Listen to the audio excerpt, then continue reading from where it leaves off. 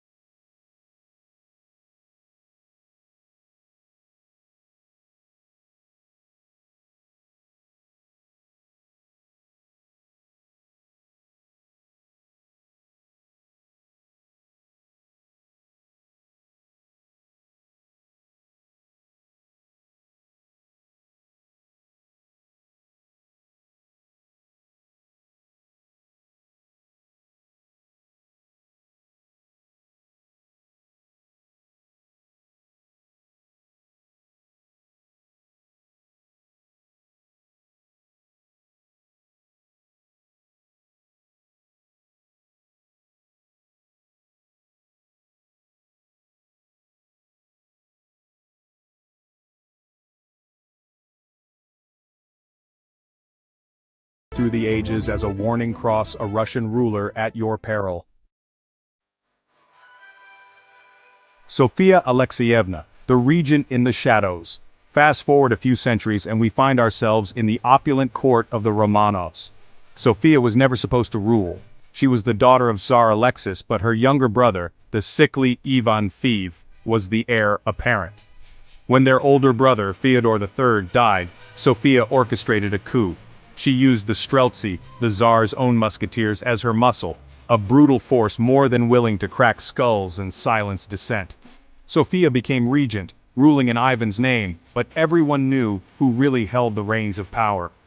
Her reign was a tightrope walk, balancing the ambitions of the boyars, the Russian nobility, against the ever-present threat of the Streltsy.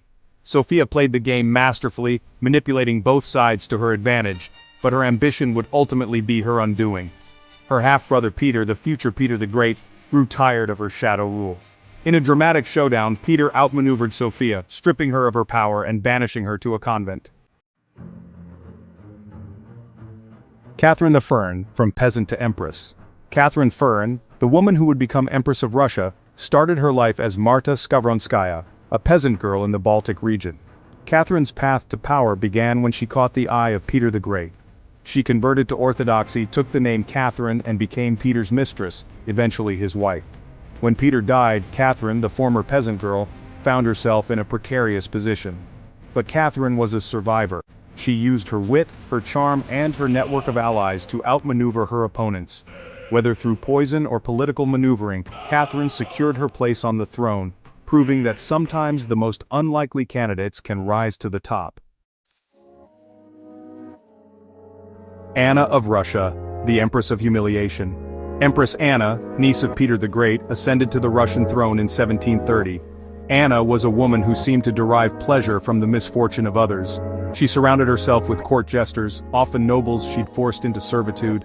One particularly chilling example of her cruelty involved a forced marriage in a palace constructed entirely of ice. It's said that they froze to death, a slow, agonizing end, all for the amusement of a queen. Elizabeth of Russia, the coup leader in silk and steel. Empress Elizabeth, daughter of Peter the Great, was a woman of contradictions. She was known for her beauty, her lavish balls, her love of French fashion, but beneath the silks and jewels beat the heart of a ruthless ruler. Elizabeth's path to the throne was paved with intrigue and violence. She overthrew her own cousin, the infant Tsar Ivan VI, in a bloodless coup. Her reign was marked by a series of wars and political purges. She was a woman who could charm and terrify in equal measure, a ruler who understood the seductive allure of power and the brutal necessity of keeping it. Catherine the Great, the Empress of all the Russias. Catherine the Great. The name itself conjures up images of imperial grandeur. Catherine, born Sophie of Anhalt-Zerbst, arrived in Russia as a young bride for the heir to the throne, the future Peter III. But Peter was more interested in toy soldiers and Prussian military drills than in ruling. Catherine, on the other hand, possessed a keen intellect and an unquenchable thirst for power. She learned Russian, embraced orthodoxy, and most importantly, cultivated allies within the Russian court. In a daring coup, backed by the military, Catherine seized the throne. Peter, her husband, was imprisoned, and later died under mysterious circumstances. Catherine's reign was one of expansion and consolidation of power.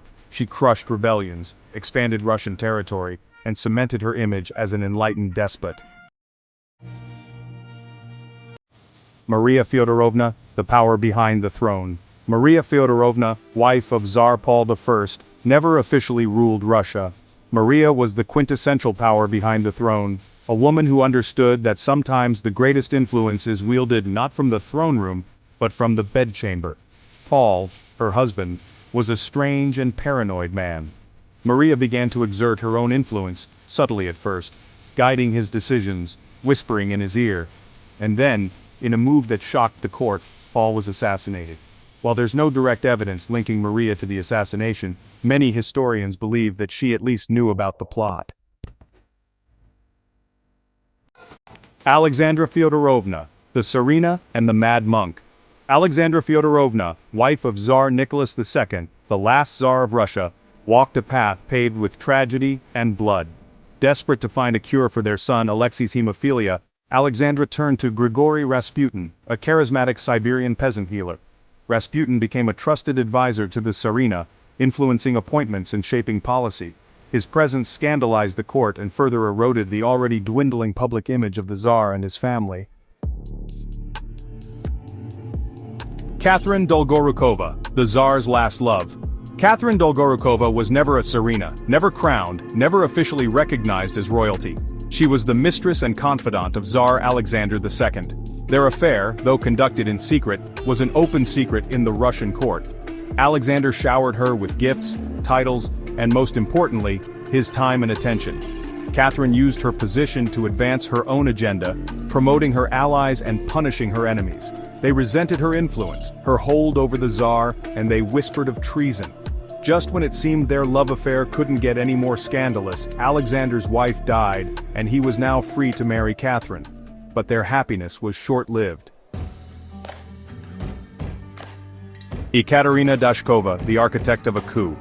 Ekaterina Dashkova was a woman who thrived in the shadows, a master manipulator.